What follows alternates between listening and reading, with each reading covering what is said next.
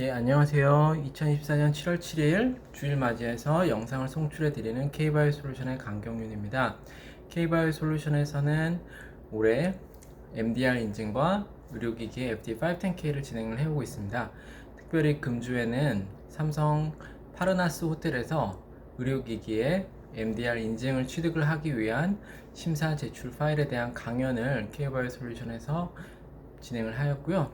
그리고 금요일에는 TI 주식회사 IMS라고 불리우는 수정체 전낭 절개 의료기기를 혁신 의료기기를 개발해온 TI 주식회사와 MOU를 체결을 하였습니다. 그래서 TI 주식회사에서는 이제 백내장 수술에 필요한 백내장 수술에서는 수정체 전낭을 절개를 하게 되고요.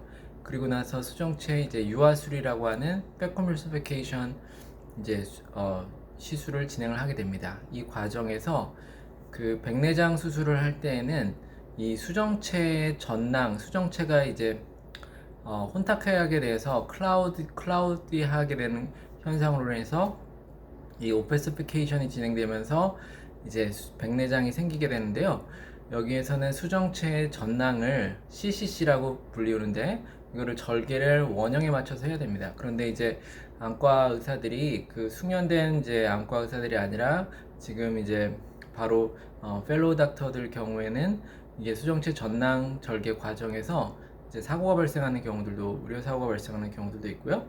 TI 주식회사에서 개발되어진 IMS 제품을 사용을 하게 되면은 이상적인 정확한 원형의 수정체 전낭 중심축이 맞는 그 퓨필의 센터와 이제 수정체 전낭 절개를 하게 되는 CCC 센터가 일치하게 되는 그렇게 혁신적인 기술을 보유하고 있고요. 이 TI 주식회사의 이제 향후 유럽 MDR 진행과 FDA 진행을 위해서 MOU를 금요일에 체결하였습니다. 그리고 이제 또한 관심을 가지시고 있는 네이처셀 조인트 스템에 대해서 저는 이제 작년에 9월에 추석에 제 부모님들 이제 추석 여행을 같이 가면서 그 제가 이제 오른발에 통증이 있었기 때문에 이 네이처셀 바이오스타의 줄기세포 시술을 직접 체험하였습니다. 줄기세포 시술은 이제 자가 지방이고요. 그래서 셀프 에다이포즈 디라이브드 스템셀이라고 합니다. 그래서 또는 이제 중간엽 줄기세포이고요. 그래서 MSC 메센키멀 스템셀이라고도 합니다. 그래서 자가 지방 유래. 그래서 복부에서 이제 지방을 이제 채취를 하게 되고요.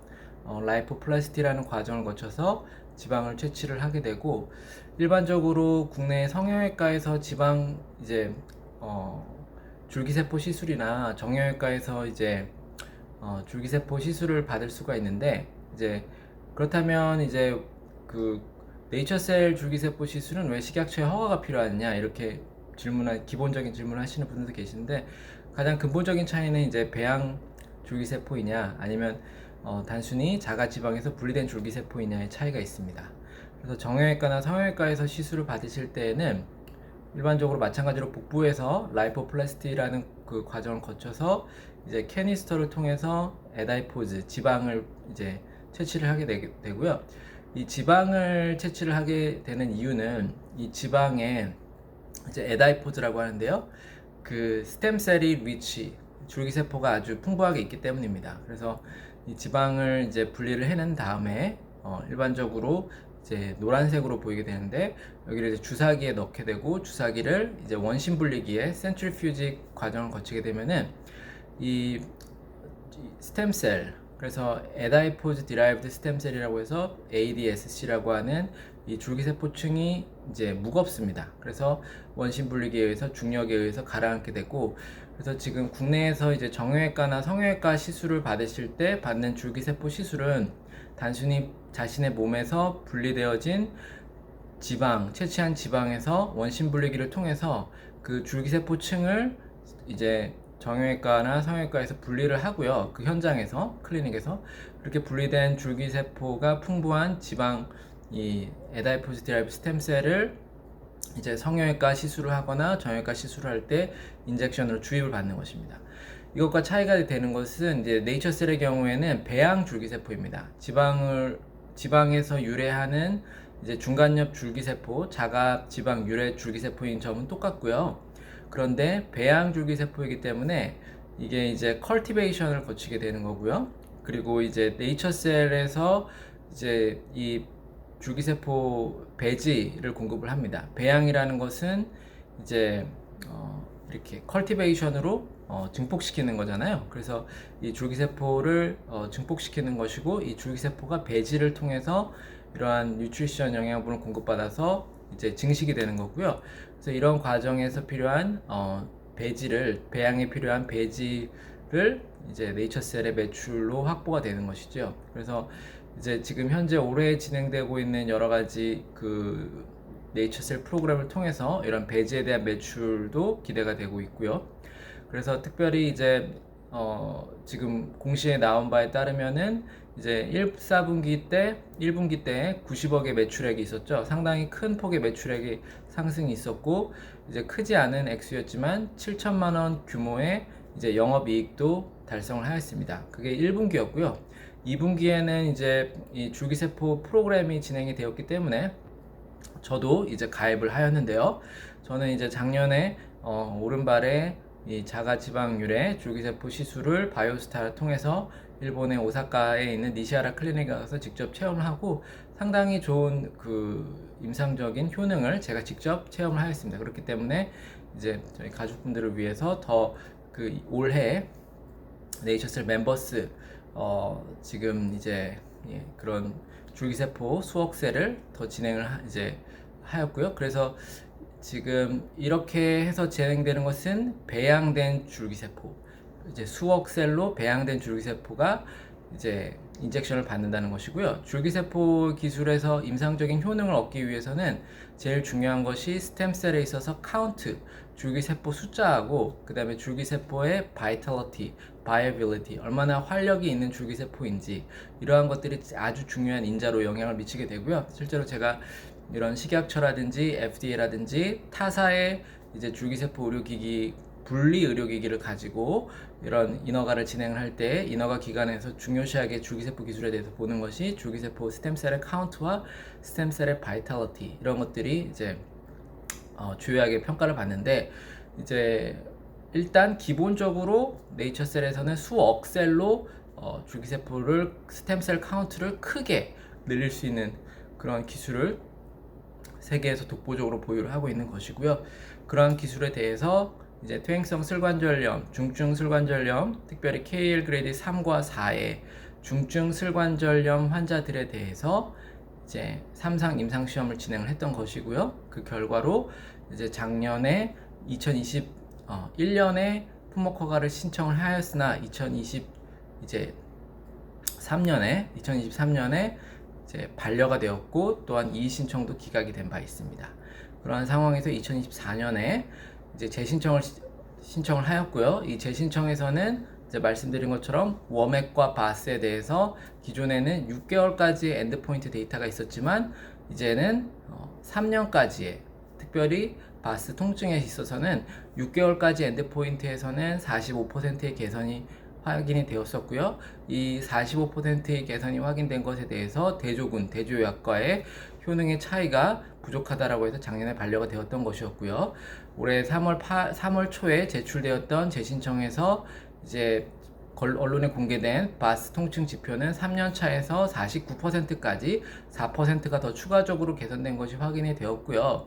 그래서 이것에 대해 3년 차에서 거의 50%에 가까이 이르는 바스 통증 개선은 상당한 임상적인 유의미성이 있는 것인데, 이것에 대해서 식약처에서 이 임상 통계와 관련해서 6개월까지는 이제 데이터가 락에 걸려 있는 데이터가 접수가 된 것이었고, 그 이후에 3년까지의 팔로업 데이터를 어떻게 온전히 인정을 해줄 수 있느냐, 그리고 대조군 데이터가 이제 데이터를 대조군이 아닌 대조약, 히알루론산, 이런 그 스테로이드 제제, 그 이제 난 스테로이드 엔타이 인플레이메이토리 드럭과 같은 이런 제제들과의 비교들에 대해서 이제 중앙약심의 심사가 진행이 될 때 이런 것들을 기업에서는 면밀하게 준비를 해야 되는 것이고요.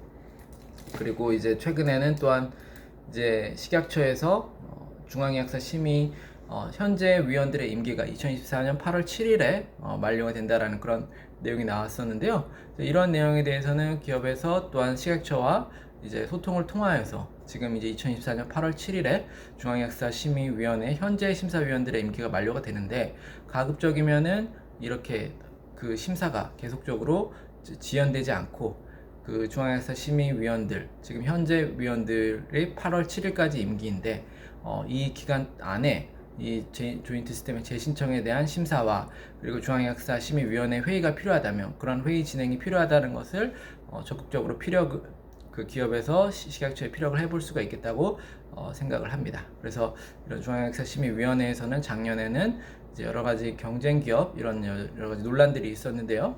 이런 논란들 없이 공정성이 확보가 되는 이제 이해 충돌이 없는 그러한 이제 중앙약사심의위원회 심사위원들이 조인트 시스템의 중앙약사 심의를 진행을 할 수 있게 되기를 바라는 마음이고요. 특별히 정형외과 의사들, 슬관절염 환자들을 직접 클리닉 필드에서 치료하고 있고, 이 사람들에 대한 데이터를, 클리니컬 데이터를 그것이 환자의 치료에 있어서 어떤 의미를 가지는지, 바스가 49% 개선이 된 것이 이 슬관절염 KL 그레이드 3과 4를 가지고 있는 이 환자들, 특별히 KL 그레이드 3과 4를 가지고 있는 환자들은 이게 퇴행성, 진행되는 이제 슬관절염입니다. 프로그레스가 계속되는 이러한 슬관절염이 더욱더 악화됐을 때 인공 전치 환술, 토털 알스로플라스티, 이제 니 토럴 알스로플라스티라고 하는 TKA, 토럴 니 알스로플라스티. 그래서 슬관절 이제 전치환 수술까지도 해야 되는 그런 리스크를 안고 있는 환자들이었는데, 이제 단 한 번의 관절강내 주사를 통해서, 인젝션을 통해서 그러한 인공관절 수술을 피할 수 있다라는 것은 엄청난 큰 이제 임상적인 이득, 베너핏이 되는 것들입니다. 그런 것들은 정형외과 의사들이 이제 정말 실질적으로 판단할 수 있지, 줄기세포 전문가들은 학문적인 이제 구조 개선 이런 것에 포커스를 하고 환자들에게 정말 무엇이 필요한 것인지를 생각하지 않기 때문에 정형외과 의사들이 대거 중앙약사심의위원회 회의에 참석할 수 있기를 바라는 그런 이제 마음입니다. 그래서 오늘은 또 주일을 맞이해서 이제 요한계시록 이제 말씀이 있는데요. 이제 요한계시록은 이제 그 말씀을 잘못 이용하거나 오해하거나 이렇게 되면 이제 잘못 이용될 수 있는 그런 사례들이 이제 많이 있는데요. 지금 이제 요한계시록에서는 이런 역사적인 배경에서는 이제 로마에서 베스파시아누스 황제가 이제 서기 79년에 죽게 되고, 그 이후에 그 디도스 이제라는 황제가 이제 자리를 잡게 되었는데, 그 황제도 빨리 죽게 되고, 그래서 이 도미티아누스라는 황제가 이어서 황제가 됩니다. 그런데 이 도미티아누스 황제는 자신을 신격화한 그런 황제였고요. 그래서 이 자신에게 철저한 숭배를 강요를 했습니다. 그렇기 때문에 지금 요한계시록이 작성된 것으로 보이는 서기 95년에는 기독교인들, 초대 교인들에 대한 박해가 엄청나게 심했고요. 그런 가운데 이 사도 요한이 이 반모섬이라고 하는 곳으로 유배를 되었을 그런 상황에서 환상을 보면서 요한계시록을 이제 기록을 하게 되었습니다. 그래서 요한계시록에서는 이제 저는 요즘 이제 헬라어를 또한 공부를 하고 있는데요. 헬라어가 이제 또 영어를 공부한 다음에 또 헬라어를 공부하게 되니까 또 언어를 공부하는 그런 부분들이 상당히 흥미가 있습니다. 헬라어 요한계시록에서는 이제 1장 8절인데요. 에고라는 거를 들어보셨죠? 에고. 헬라어에서 에고는 나라는 뜻입니다. 그래서 에고 이제 자존 이런 단어로 쓰이죠. 저 사람은 에고가 높다 뭐 이런 말도 하는데, 이 에고라는 그 발음은 헬라어에서 유래했고, 에고는 나라는 뜻입니다. 에고 에이미 투 알파. 그래서 하나님이 자신에 대해서 나는 알파다 라고 선포하시고 계시고요.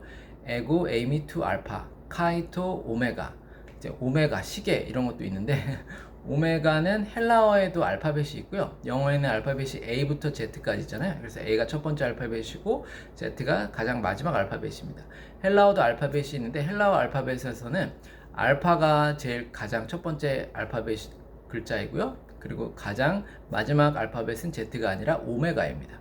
그래서 하나님께서 에고 에이미 투 알파 카이토 오메가, 그런데 이제 한글 성경에는 나는 알파요 오메가라고 이렇게 번역이 되어 있는데요. 그런데 지금 이제 지금